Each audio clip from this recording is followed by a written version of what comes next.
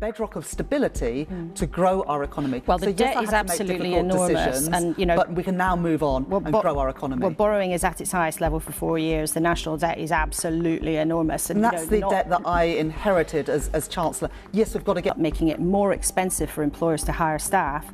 That's shaken business confidence. Consumer confidence tumbled. Sainsbury's just this week cut 3,000 jobs just this week. Business optimism is at a 2-year low. And that's after your decisions over the last 7 months. So I ask you again, do you think the last 6 months have been a success? When I became Chancellor of the Exchequer, I think that most people would recognise... Rachel Reeves had one job: reassure the public that Labour is in control.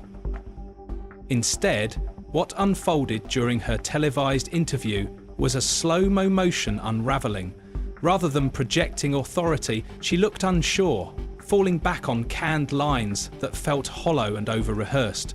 The problem wasn't just what she said, it was how she said it. There was hesitation in her voice, a lack of conviction in her words, and an awkward rhythm that suggested even she wasn't convinced by the script. The public tuned in, hoping for clarity. What they got was a politician fumbling through talking points while dodging direct questions. In an age where voters are desperate for authenticity, Reeves offered the exact opposite: vague answers, forced calm, and a glaring disconnect from the urgency people feel. It wasn't a crisis moment, but it was a warning sign. A mistake, or did you underestimate the number of wealthy people who might pack up from the UK because of the decisions that you make? Because you've changed your mind on the rules you were going to bring in for non-doms. It's a basic principle for me, Laura, that people who make their home in Britain should pay their taxes here. And under this government, people will. We're getting rid of the non-domicile status in the tax system. What we announced this week is around the temporary repatriation facility, which is enabling people, including those who have been non-doms, to bring money into this country from abroad without paying punitive rates of tax. So you shifted your position. That doesn't cost UK taxpayers any money. This is not going to result in any dent in the public finances, but it does make it easier for people to bring money in from overseas in a... What followed only deepened the unease. When asked to evaluate her performance over the past 6 months, Reeves deflected, sidestepped, and blamed the past. Her responses didn't feel like the reflections of a leader grappling with hard truths. They felt like lines pulled straight from a memo. She acknowledged the UK's stagnant growth, but not in a way that inspired confidence or trust. Instead of laying out a bold plan, she relied on vague optimism, offering little more than the belief that Britain can do better. But belief alone doesn't fix a flatlined economy. The more she spoke, the more disconnected she seemed, not just from the questions, but from the reality that millions of voters are living through every day. For a party promising a new direction, her performance felt like a return to old habits, dodging accountability, repeating slogans, and offering hope without substance. To ensure that Britain is a welcoming place for global talent. What about a welcoming place for people who've had businesses here for hundreds of years, many of them family farms? Your controversial inheritance tax proposals for farms, we now know, are only penciled in to raise £500 million. Now, of course, that's a huge amount of money for any normal person. In terms of government spending, that is tiny, and you've shaken a whole sector. You've made farmers very unhappy. We had an email from Arabella Solway, a family farmer, who wrote to us last night saying everybody now has to put aside anything they earn to counter the fear of the inheritance tax bill that may hit them at an unknown time. They're not investing in farms, not buying new equipment. Well, let me answer those questions directly. In the most recent year of tax data, 40% of the benefit of agricultural property relief went to just 7% of estates. 37 estates got more than £100 million worth of tax relief. That is not affordable and it's not fair. Agricultural property relief will still be a more generous system of inheritance tax than anyone else pays. You pay at just half the rate. And unlike everybody else, you'll have 10 years to pay that tax bill interest-free, something But again the point that no is, one else was it can. worth it for £500 million Well, you know, to Laura, shake a sector? Also, the supermarkets have gone public and said this is an issue, it might have an impact on the food Laura, supply. I had to take decisions to raise taxes So it was at the worth budget it. to put our public finances on a firm footing. Those tax changes were the right changes, because otherwise we'd be on this programme talking about what tax changes would we have to bring in the future to stabilise the public finances. For those watching at home, the contrast couldn't have been more striking. As Rachel Reeves stumbled through her responses, it was the interviewer, Laura Kuntzberg, who came across as composed and commanding. Reeves seemed caught off guard by even the most basic challenges, repeatedly falling back on the worn-out excuse that Labour had inherited a mess. That line may have worked in the early days of their administration, but half a year in, voters are expecting results, not reminders. Instead of clarity, Reeves offered deflection. Instead of leadership, she offered excuses. And in doing so, she handed Kuntzberg the upper hand. What should have been an opportunity to show strength became a glaring example of political fragility. Her inability to own the moment didn't just hurt her. It cast a long shadow over Labour's credibility at large. Have been all sorts of projects, public projects, sitting on the shelf, not just for the 7 months since you've been in charge, but also for years. Look, there are some of the ones, viewers around the country might spot things near them. There are all sorts of projects that it's been blatantly obvious that for years need a shove to get on with. Why is it taking you 7 months to realise you have to put your foot down? Well, we've already called in and signed off a number of planning decisions on onshore wind, on housing developments, on data centres, more decisions in the first 6 months than the previous government took in the last year to unlock investment in a whole range of sectors. If the challenge is to go further and faster, absolutely, that is what we are doing. Just today, we're changing the rules to make it easier to build homes around train stations. That's something that Andy Burnham has been trying to do in Greater Manchester, but it's too hard to do that today. We want to go further and faster. Things only got worse when Reeves was pressed on whether Labour's first 6 months could be called a success. It was a straightforward question, yet she dodged it entirely. Rather than taking ownership or laying out evidence of progress, she once again pointed fingers at the previous government. The familiar refrain, "We inherited a mess," rang hollow. 6 months into power, the public wants solutions, not scapegoats. It wasn't just a misstep, it revealed something deeper. A discomfort with accountability. While Reeves spoke about stabilising public finances and laying a foundation for growth, the numbers told a different story. Growth remained sluggish, borrowing was high, and the national debt loomed large. And yet, instead of confronting these realities, she repeated the same vague phrases as if hoping repetition might count as a plan. As we get into power, we're brilliantly prepared, we know exactly what we're going to do. You're now 7 months in, and actually there are an awful lot of things that you're now saying, well, yes, we have to get on, we have to go further and faster. Were you too slow to begin with? Do you admit that?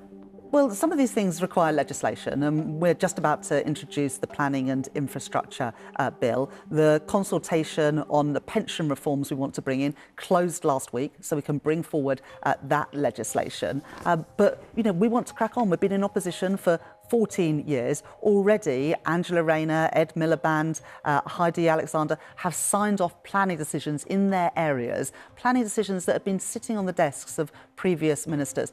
A solar wind farm in Cambridgeshire had been on the desks of ministers since 2021. Ed Miliband signed that off in his first month in office. That will create secure, homegrown and cheap energy. There is no reason why it took 3 years to get that decision across the line. It's now a decision this government has made to have cheap, secure energy, more good jobs in Britain. And the last time I checked... Reeves's reluctance to speak plainly became even more noticeable when the conversation turned to the UK's soaring debt. Once again, she leaned on the narrative that Labour had inherited these problems. But viewers weren't asking who caused the mess. They were asking what's being done to clean it up.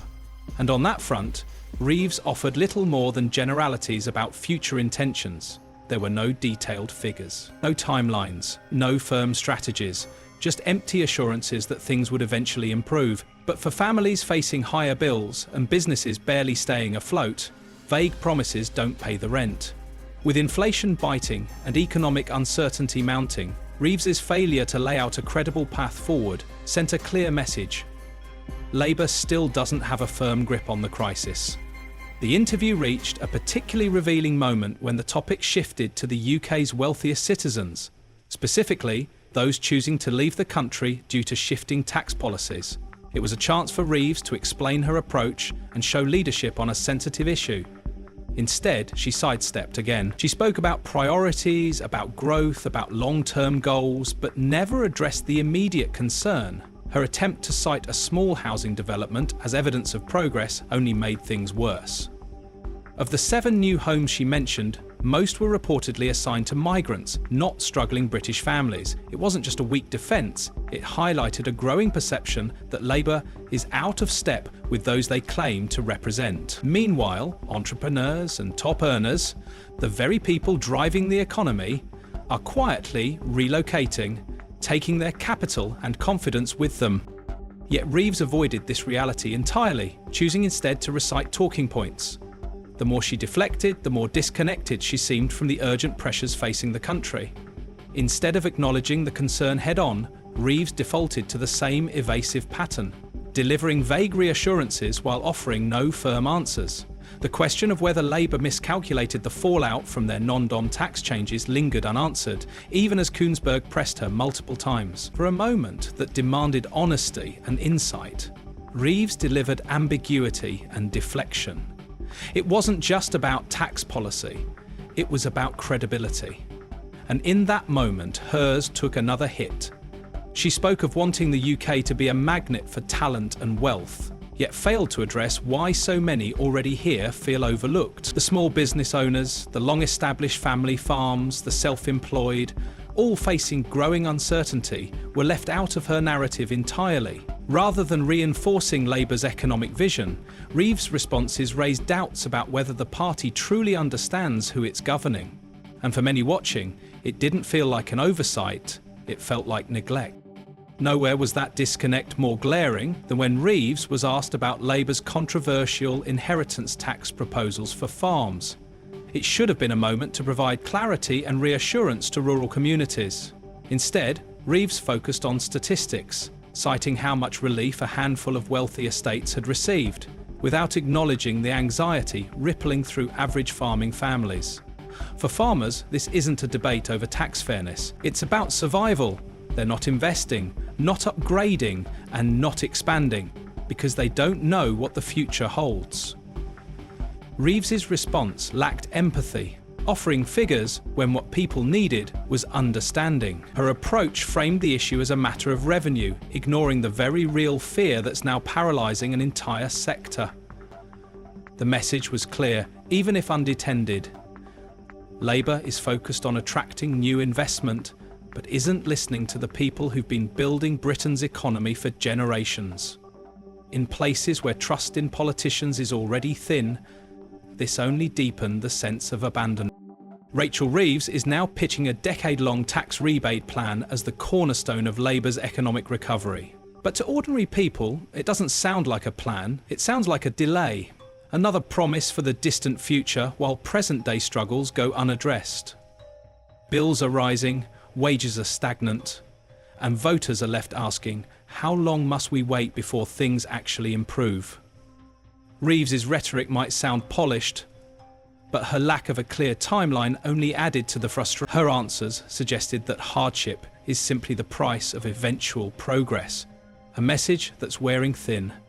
People don't want to hear about far-off ambitions. They want relief now. And that's what made her performance so concerning. There was no sense of urgency, no sign that Labour grasps how precarious life feels for so many.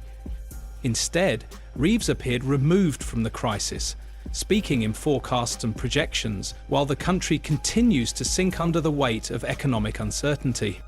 7 months into Labour's tenure, and the gap between promises and performance is growing harder to ignore. Reeves spoke of needing to move further and faster, but failed to explain why the government had started so slowly in the first place. Her answer? Legislation takes time, but for those struggling to pay rent, keep businesses alive, or afford food, that answer doesn't cut it. The interview exposed more than just weak messaging. It revealed a leadership team still unsure of how to lead. If Labour's first year is marked by delays, vagueness and blame shifting, what happens if they remain in power until 2029? The thought alone is already unsettling voters. This isn't just about economic strategy, it's about trust, and Reeves did little to earn it. Without clarity, confidence or concrete action, her appearance only reinforced the growing belief that Labour, despite its promises, may not be ready for the weight of national responsibility. If you want more honest breakdowns and real talk about what's happening behind the headlines, make sure to hit that like button and subscribe. We'll be watching every move so you don't have to. Thanks for watching, and we'll see you in the next one.